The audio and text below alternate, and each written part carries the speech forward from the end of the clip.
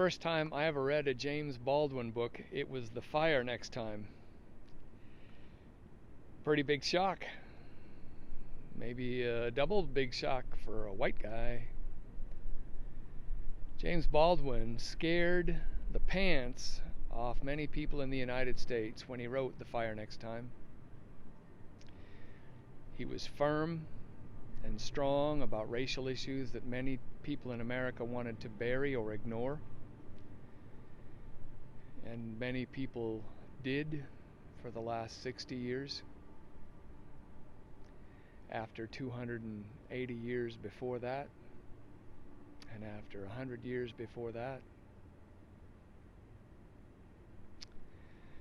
But what I can say about James Baldwin is people weren't ready to hear God speak harsh about social issues. If you ever run into somebody who says they don't want the Bible to mix up their politics, or they don't want their preacher or their church to talk politics, you could probably succeed at that as long as you only read maybe about 40 or 50 verses from the Bible. Otherwise, it's going to mess us up.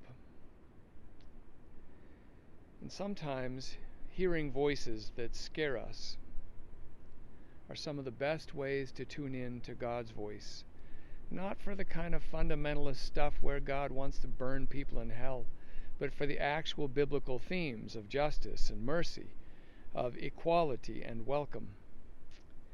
Those voices will shake you up, whether it's James Baldwin or Black Lives Matter, or whether it's through someone around you or around me who really calls us out and shakes us up, who says, is it really certain that we need to pay the police budgets we do, when police officers spend a third of their time doing parking and traffic control and another third of their time doing mental health care?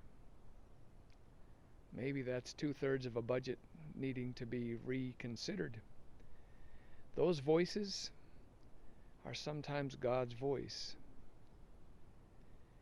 And to some degree, we have to be attentive listeners for God's voice in everything. I'll swap a story tomorrow that I think is kind of funny, but also a reminder that God keeps speaking. If we'll keep listening, we'll be better off. God bless you, friends. You are a listening, loving example of love first.